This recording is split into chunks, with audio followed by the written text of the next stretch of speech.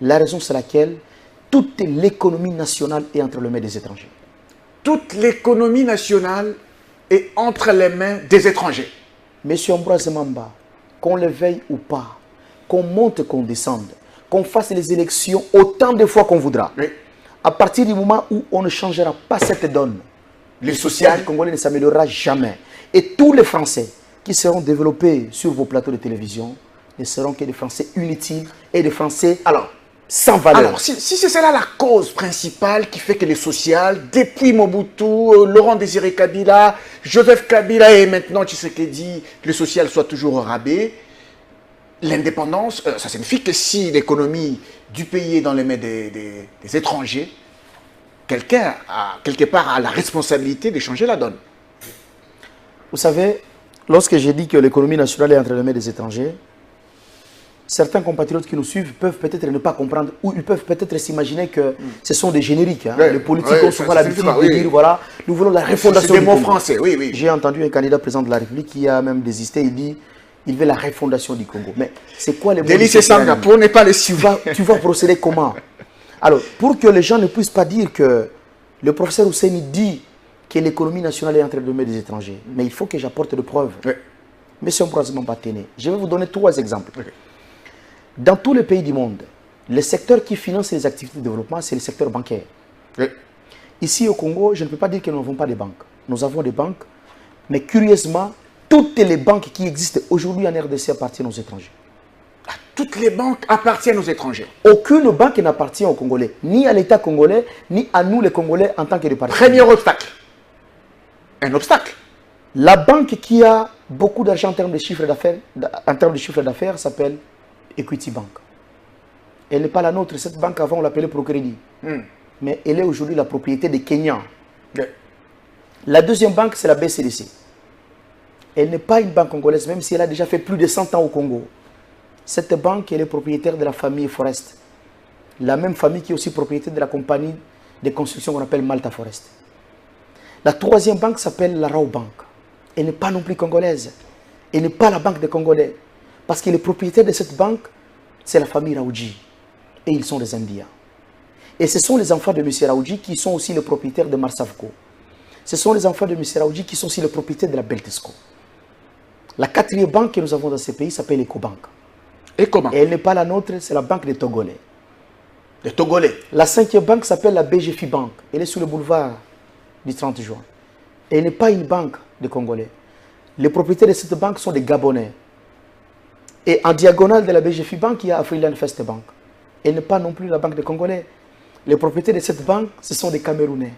En fait, des banques africaines, hein? Des banques africaines au Congo sans une banque congolaise. Je continue, la liste est longue. Vous êtes sur l'avenue Colonel Lukusa, il y a Citibank là-bas. Elle n'est pas une banque de Congolais, parce que les propriétaires de cette banque sont des Américains. Dans ce pays, nous avons une autre banque qui s'appelle la FBN Bank. First Bank of Nigeria. C'est la banque du Nigeria. Dans ce pays, nous avons une banque qui s'appelle UBA. Le propriétaire de cette banque s'appelle M. Tony Elumelu. Il est nigérian. Dans ce pays, nous avons une banque qui s'appelle la BOA, Bank of Africa. Elle n'est pas une propriété des Congolais. Les propriétaires de cette banque sont des Nigérians. Dans ce pays, nous avons une banque qui s'appelle Sophie Bank. Les gens, les propriétaires de cette banque, ont commencé d'abord par créer Sophicom, la compagnie de transfert d'argent. Mais quand ils ont gagné encore beaucoup d'argent au Congo, ils ont créé maintenant une banque qu'on appelle Sophie Bank. Et cette banque, les propriétaires de cette banque, ce sont les mêmes qui sont propriétaires des mines au Congo. Ce sont les mêmes qui sont les propriétaires de la compagnie Transgazelle, qui utilise des remorques pour aller à Matadi. Ce sont les mêmes qui sont propriétaires des Pains Victoire. Dans ces pays, nous avons une banque qui s'appelle Tembe. Elle n'est pas une banque des Congolais. La Tembe signifie Trust Merchant Bank. Cette banque appartient à la famille Lévy et sont des Juifs. Dans ces pays, on vient de fermer une banque ici parce qu'elle a été mise en liquidation. Elle s'appelait BIAC. Elle n'était pas une banque des Congolais. Les propriétaires de cette banque, c'est la famille Blattner. Ils sont des Américains d'origine juive. C'est la même famille Blattner. S'il vous plaît, je termine. C'est cette même famille de Blattner qui est aussi propriétaire de la compagnie d'aviation qu'on appelle CAA. Parce qu'aujourd'hui au Congo, nous sommes restés avec 2 compagnies d'aviation. C'est CAA qui appartient à la famille Blattner, et ses services qui appartient à M. Harish Jaktani, qui est un Indien, propriétaire de la société moderne qui vient de construire l'hôpital Mamayemo. Et c'est aussi le même Harish Jaktani qui est aussi propriétaire de l'hôpital Hachiji. Je disais, Biak n'appartenait pas aux Congolais, elle appartenait à la famille Blattner, qui est propriétaire de CAA, qui est aussi propriétaire d'une autre grande compagnie de construction qu'on appelle Safricas. C'est toujours la famille Blattner qui est aussi propriétaire de la compagnie qui fabrique des pneus qu'on appelle Cobra, avant on appelait Goody. En termes de banque aujourd'hui au Congo, je n'ai pas oublié Standard Bank qui appartient aux Sud-Africains. Nous les Congolais, nous avons quoi? Zéro. Aucune banque. Aucune banque congolaise. Monsieur Ambroise Mamba, écoutez-moi très bien. Aucune banque qui opère aujourd'hui en République démocratique du Congo n'appartient aux Congolais. Aucune. Ni au gouvernement congolais, ni à nous les Congolais.